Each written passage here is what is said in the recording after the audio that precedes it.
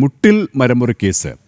അതിൽ കോടതിയുടെ നിർണായകമായ ഇടപെടലാണ് ഉണ്ടായിരിക്കുന്നത്, പരാമർശമാണ് ഉണ്ടായിരിക്കുന്നത്. കാട്ടുകൊള്ളയ്ക്കായി 2020 മാർച്ചിൽ സർക്കാർ പുറപ്പെടുവിച്ചത് നിയമവിരുദ്ധമായ ഉത്തരവെന്ന് വയനാട് ജില്ലാ കോടതി. നിലനിൽക്കുന്ന നിയമങ്ങൾക്ക് അതീതമായി പുറപ്പെടുവിക്കുന്ന സർക്കാർ ഉത്തരവുകൾ തെറ്റായ പ്രവൃത്തിയെ ന്യായീകരിക്കാൻ ഉതകുന്നതല്ല എന്നും കോടതിയുടെ നിരീക്ഷണം. മരങ്ങൾ വിട്ടുകിട്ടണമെന്നാവശ്യപ്പെട്ട് അഗസ്റ്റിൻ സഹോദരന്മാർ നൽകിയ ഹർജി തള്ളിക്കൊണ്ടാണ് നിർണായകമായ പരാമർശമുണ്ടായത്. വിശദാംശങ്ങൾ നൽകാൻ ഐസൻ ജോസ് ചേരുകയാണ്. ഐസൻ, ഈ കാട്ടുകൊള്ളക്കാർക്കെതിരെയുള്ള ഒരു നിലപാടൊപ്പം സർക്കാരിനെതിരെയുള്ള ഒരു വിമർശനം, അത് തന്നെയാണ് കോടതിയുടെ ഭാഗത്തുനിന്നുണ്ടായത്. പ്രധാനമായും കോടതിയുടെ പരാമർശങ്ങൾ ഏത് തരത്തിലായിരുന്നു?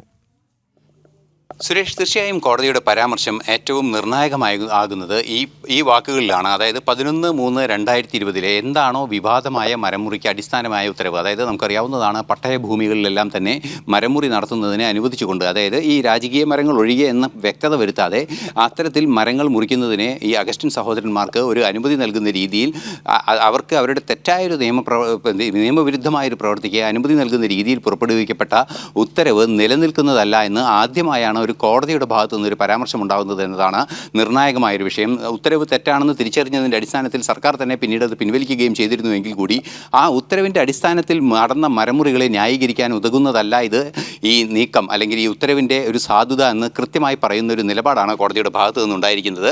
അതായത് 11/3/2020 ഇത് സംബന്ധിച്ച് ഒരു ഉത്തരവ് പുറപ്പെടുവിച്ചത്. അതായത് പട്ടയഭൂമിയിലെ ഇത്തരത്തിലുള്ള മരങ്ങൾ, അതായത് സ്വാഭാവികമായി മുളച്ചു വന്നതും അല്ലെങ്കിൽ പട്ടയഭൂമിയിൽ നിലനിൽക്കുന്നതുമായ മരങ്ങൾ കാർഷികാവശ്യത്തിനും ഒക്കെ ബുദ്ധിമുട്ടുകൾ ഉണ്ടാകുന്ന ഒരു സാഹചര്യത്തിൽ മുറിച്ചു മാറ്റാമെന്ന ഒരു ഉത്തരവായിരുന്നു അത്. ആ ഉത്തരവിൻ്റെ മറവിലാണ് വൻതോതിൽ മരംകൊള്ള മുട്ടിലിൽ നടന്നത്. ആ മരംകൊള്ള നടന്നതിൻ്റെ അടിസ്ഥാനത്തിൽ വലിയ തോതിൽ മരങ്ങൾ കൊണ്ടുപോവുകയൊക്കെ ചെയ്തിരുന്നു അഗസ്റ്റിൻ സഹോദരന്മാർ. നമുക്കറിയാവുന്നതാണ്, റിപ്പോർട്ടർ ചാനലിൻ്റെ ഉടമകളായ അഗസ്റ്റിൻ സഹോദരന്മാർ ഇത്തരത്തിൽ വൻതോതിൽ മരങ്ങൾ കൊണ്ടുപോകുന്ന ഒരു സാഹചര്യമുണ്ടായി. അത്തരത്തിൽ കൊണ്ടുപോയ മരങ്ങളെല്ലാം തന്നെ തങ്ങൾക്ക് അവകാശപ്പെട്ടത് എന്ന് സ്ഥാപിക്കുന്നതിന് വേണ്ടി വീണ്ടും കോടതിയിൽ നൽകിയ ഒരു അപ്പീൽ ഹർജി, അതായത് ഈ മരങ്ങളെല്ലാം തന്നെ കണ്ടുകെട്ടുകയും ചെയ്തിരുന്നു. കണ്ടുകെട്ടിയതിന് ശേഷം ആ മരങ്ങൾ വിട്ടുകിട്ടണമെന്നൊരാവശ്യം ഉന്നയിച്ചുകൊണ്ടാണ് കൃത്യമായൊരു നിലപാടുമായി, കൃത്യമായൊരു ആവശ്യവുമായി കോടതിയെ സമീപിച്ചത്. അപ്പീൽ കോടതി ഈ ഉത്തരവുമായി ബന്ധപ്പെട്ട് ജില്ലാ കോടതിയിൽ നൽകിയ ഒരു ഹർജിയിലാണ് ഇത്തരമൊരു നിലപാടുകൾ അവർ വ്യക്തമാക്കിയിരുന്നത്. പക്ഷേ ആ നിലപാടിൽ ആശ്രയിച്ചിരുന്നത് തങ്ങൾ മരം മുറിക്കുകയും കൊണ്ടുപോവുകയും ചെയ്ത കാലഘട്ടത്തിൽ ഒരു നിയമം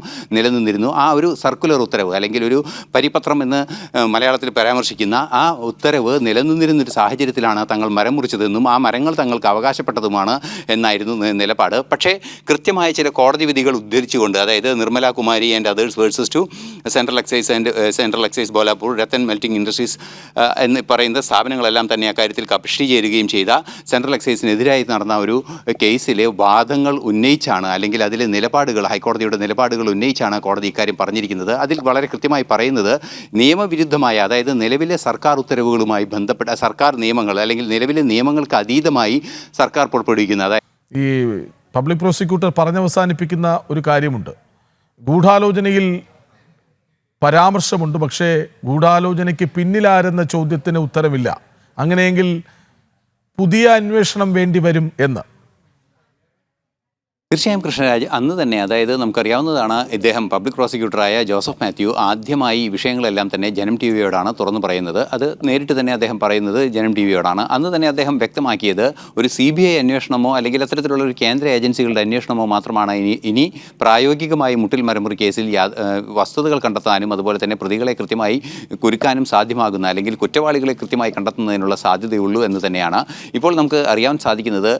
നമുക്ക് മനസ്സിലാക്കാൻ സാധിക്കുന്ന വിഷയം, ഏറ്റവും പ്രധാനപ്പെട്ട അഡീഷണൽ ചീഫ് സെക്രട്ടറി ആയിരുന്ന ജയതിലകിൻ്റെ ചില ഉത്തരവുകൾ, ആ ഉത്തരവിൻ്റെ പിന്നിൽ പ്രവർത്തിച്ച ആ നീക്കങ്ങളാണ് നിയമവിരുദ്ധമായ ഗൂഢാലോചനയായി കണക്കാക്കാൻ സാധിക്കുന്ന ഒരു വിഷയമുള്ളത്. അത്തരത്തിൽ നിയമങ്ങൾക്ക് അതീതമായൊരു ഉത്തരവ് പുറപ്പെടുവിക്കുകയും ആ ഉത്തരവ് നിലനിന്ന കാലത്ത് കൃത്യമായി ഈ കൊള്ള നടത്തുകയും ചെയ്യുക, അതിനെ ഒരു ഉന്നതനായ ഉദ്യോഗസ്ഥൻ, അഡീഷണൽ ചീഫ് സെക്രട്ടറി എന്നൊക്കെ പറയുമ്പോൾ ഉന്നതമായ 30 വർഷത്തോളം സർവീസ് ചുരുക്കമുള്ള ഒരു IAS ഉദ്യോഗസ്ഥനാണ്. ഏറ്റവും കൂടുതൽ ദീർഘമായ സർവീസുള്ള ഒരു IAS ഉദ്യോഗസ്ഥനെ ഈ നിയമവിഷയങ്ങൾ അറിയില്ല എന്നൊന്നും പറയുന്നത് പ്രായോഗികമായും അല്ലെങ്കിൽ ബുദ്ധിപരമായും പരിശോധിച്ചാൽ അത് നിലനിൽക്കുന്നതല്ല, അല്ലെങ്കിൽ അത് വസ്തുതാ വിരുദ്ധമാണെന്ന് മനസ്സിലാക്കാൻ സാധിക്കും.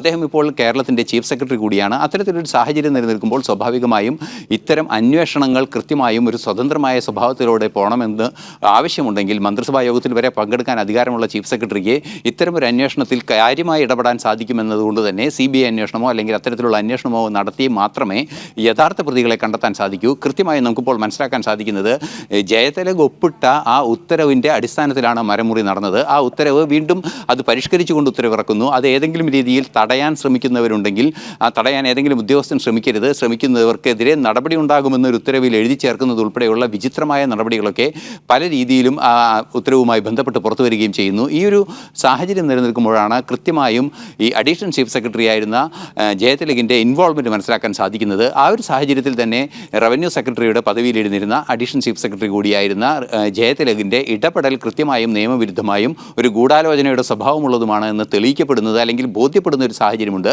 ആ ഒരു സാഹചര്യത്തിൽ തുടരന്വേഷണം ഇക്കാര്യത്തിൽ ഉണ്ടാവുകയും വേണം. അതിന് CBI അന്വേഷണം തന്നെ വേണമെന്നാണ് നേരത്തെ പബ്ലിക് പ്രോസിക്യൂട്ടർ ചൂണ്ടിക്കാട്ടിയത്. അതുപോലെ തന്നെ പലരും ചൂണ്ടിക്കാട്ടുന്നത് അത്തരത്തിലുള്ള ഒരു വിഷയം തന്നെയാണ്. അതുകൊണ്ട് തന്നെ ഇനി ഹൈക്കോടതിയെ സമീപിച്ച് അത്തരമൊരു ഉത്തരവിനായി ശ്രമം നടത്തിയാൽ ഈ കോടതിയുടെ ഉത്തരവും ഈ കോടതിയുടെ കണ്ടെത്തലുകളും നിർണായകമായ ഘടകമാകുമെന്ന കാര്യത്തിൽ തർക്കമില്ല. ഒരുപക്ഷേ കേന്ദ്ര ഏജൻസികൾക്ക് അന്വേഷണം വിടുന്നതിനുള്ളൊരു തീരുമാനത്തിലേക്ക് ഹൈക്കോടതിക്ക് പോലും എത്താനുള്ളൊരു സാധ്യത തുറക്കുന്നത് കൂടിയാണ് നിർണായകമായ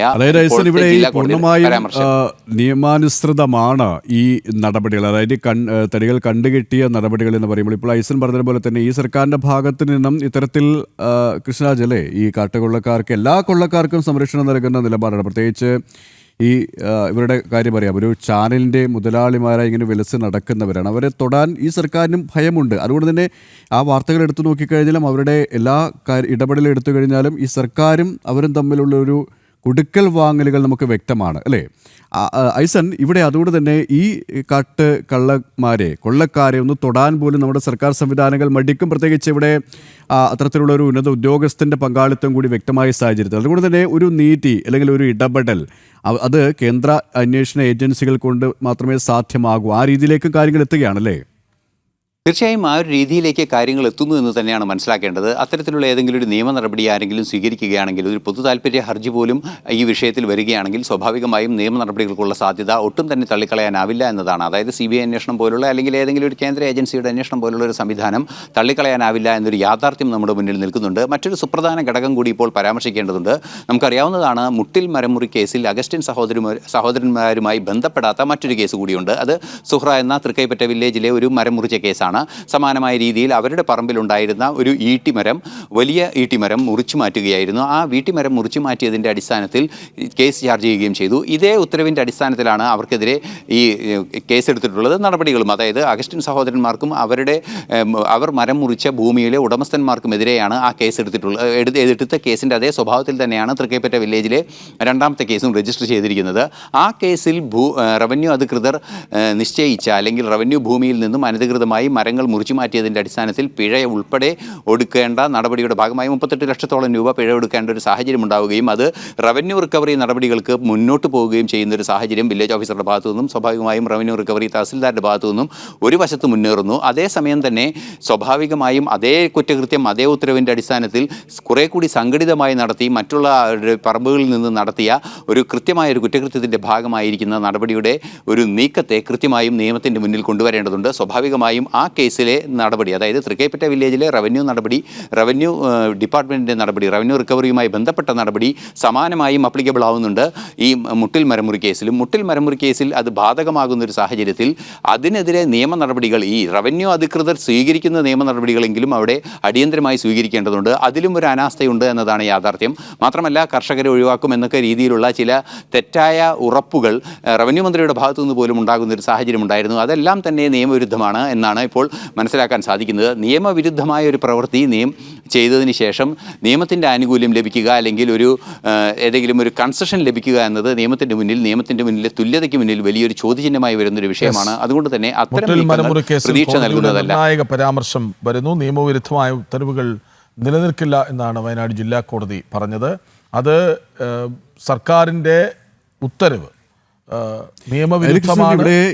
ഈ കാട്ടുകൊള്ളയ്ക്ക് സർക്കാർ തന്നെ കൂട്ടുനിൽക്കുന്നു, ഉന്നത ഉദ്യോഗസ്ഥർ തന്നെ കൂട്ടുനിൽക്കുന്നു. നിലവിലുള്ള ആര് നിയമങ്ങൾക്ക് കൂടുതൽ- അതീതമായി എന്തു തീരുമാനമാണ് സർക്കാരെ നിങ്ങൾക്ക് എടുക്കാനാകുക അതെ. എന്ന ചോദ്യമാണ് കോടതി മുന്നോട്ട് വയ്ക്കുന്നത്. ഒരുപക്ഷെ ഈ ഉത്തരവിലൂടെ ഒരു പുനരന്വേഷണ സാധ്യത ഉണ്ടാകുമോ എന്ന ചോദ്യമാണ്. കേന്ദ്ര ഏജൻസികൾ വരുമോ? കേന്ദ്ര ഏജൻസികൾ വന്നാൽ മാത്രമേ ഇവിടെ ഒരു ഇടപെടൽ ഉണ്ടാകൂ അല്ലേ? സ്വാഭാവികം, നമുക്കറിയാം ഈ SITയുടെ അന്വേഷണം ഇപ്പോൾ സ്വർണ്ണ കവർച്ചയിലൊക്കെ അത് എങ്ങോട്ട് പോകുന്നു എന്നറിയാം. അവിടെയാണ് ഒരു നിഷ്പക്ഷമായ അന്വേഷണമാണ് വേണ്ടത്, ഒരു സുതാര്യമായ അന്വേഷണമാണ് വേണ്ടത്.